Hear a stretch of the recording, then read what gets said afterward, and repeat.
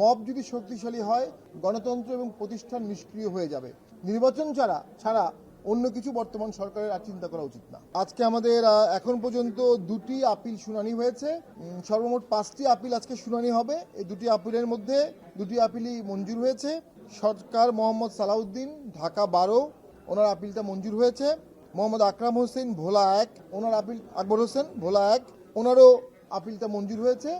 আমরা কমিশনের কাছে কৃতজ্ঞ যে তারা অত্যন্ত দক্ষতার সাথে সততার সাথে আইন মেনে আবেদনগুলো করছে এবং আমরা মনে করি তারা যথেষ্ট সফট থেকে চেষ্টা করছে অ্যাকোমোডেটিভ ইলেকশন করার জন্য। পাশাপাশি গতকালকে আমরা একটা অভিযোগ করেছিলাম যে আমাদের বগুড়ার পার্টি অফিসে তালা দেওয়া হয়েছে এবং জোরপূর্বক একটা ব্যানার লাগানো হয়েছে। প্রথম আলোর সূত্র মতো আমরা জানতে পেরেছি সে ব্যানারটি সরিয়ে ফেলা হয়েছে এবং তালাটিও খুলে দেওয়া হবে। আমরা প্রশাসনকে এর জন্য কৃতজ্ঞতা জানাচ্ছি। এই বিষয়গুলো, এই মবের বিষয়গুলো যত দ্রুত হ্যান্ডেল করা যাবে। মবকে নিরুৎসাহিত করতে হবে, গণতন্ত্রকে উৎসাহিত করতে হবে। মব যদি শক্তিশালী হয় গণতন্ত্র এবং প্রতিষ্ঠান নিষ্ক্রিয় হয়ে যাবে। এই বিষয়ে সরকার সর্বোচ্চ সচেষ্ট থাকতে হবে। ভবিষ্যতে নিরাপদ, বিনিয়োগ হোক বিশ্বস্ত, আর আমার পছন্দ সলভে। পাশাপাশি নির্বাচনের ক্ষেত্রে পোস্টাল ব্যালট নিয়ে কিছু অভিযোগ আছে, এগুলো সবাইকে দেখতে হবে এবং আমরা আশঙ্কা করছি নির্বাচনের আগে গুপ্ত হামলা হতে পারে, গুপ্ত হত্যা হতে পারে। গোয়েন্দা সংস্থা সহ সরকারের সকলকে নিয়ে হলিস্টিক অ্যাপ্রোচে দেশকে ইলেকশনমুখী করতে হবে। আমরা দেখেছি কিছু প্রার্থীকে বা কিছু রাজনীতিবিদকে গানম্যান দেওয়া হয়েছে। এটা এক ধরনের বৈষম্য। আপনি কাউকে গানম্যান দিবেন, আবার কাউকে নির্বাচনকালীন সময় দিবেন না। এটার মাধ্যমে একটা প্রশাসনিক আনুকূল্য এবং ফেভার দৃশ্যমান হয়।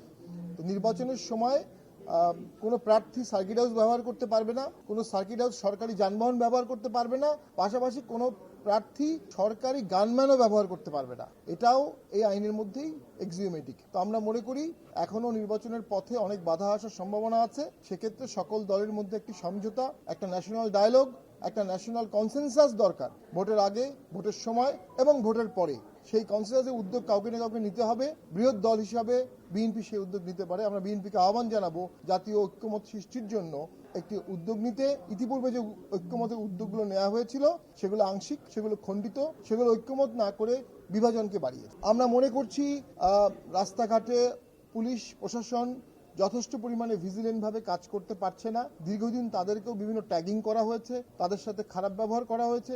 আইন শৃঙ্খলা বাহিনী প্রোঅ্যাক্টিভ রোল দিয়ে বা তাদের সোর্স দিয়ে ক্রাইমকে কন্ট্রোল করার যে অসাধারণ ক্ষমতা ছিল এটা কিছুটা কমে গেছে, যে কারণে দুষ্কৃতকারীরা এই ধরনের ঘটনা ঘটানোর সুযোগ পাবে, সাহস পাবে। পাশাপাশি আমরা তথ্য জেনেছি যে বিগত 1-1.5 বছরে জেলখানা থেকে প্রায় 3000 আসামি পালিয়ে গিয়েছিল। তাদের মধ্যে 700 আসামি এখনো ফেরত আসেনি। এই 700 আসামি এবং লুট হওয়া ব্যাপক অস্ত্র এখনো মাঠে বিদ্যমান আছে। এই অস্ত্র উদ্ধার করতে হবে এবং ওই আসামিদের জেলে ফিরিয়ে নিয়ে যেতে হবে। আমরা আশঙ্কা করছি ওই চিহ্নিত আসামিরা, সন্ত্রাসীরা বা জঙ্গিরা তারা পেইড ভাড়াটে খুনি হিসাবে অথবা নির্বাচনকে নস্যাৎ করতে কাজ করতে পারে। সেক্ষেত্রে চিরুনি অভিযান চালাতে হবে। সেনাবাহিনী, পুলিশ সহ সকলকে নিয়ে দেশের নিয়ন্ত্রণ নিতে হবে। দেশের মানুষের ভয় কাটাতে হবে। আতঙ্কের মধ্যে কোনো ভোট হতে পারে না। ভোট একটা প্রাঞ্চলতার বিষয়, প্রাণচাঞ্চল্যের বিষয়। আমরা দেখছি এখনো ভোটাররা আতঙ্কিত, আমরা দেখছি এখনো প্রার্থীরা আতঙ্কিত। এই আতঙ্ক কাটানোর দায়িত্ব বর্তমান সরকারের। নির্বাচন ছাড়া অন্য কিছু বর্তমান সরকারের আর চিন্তা করা উচিত না।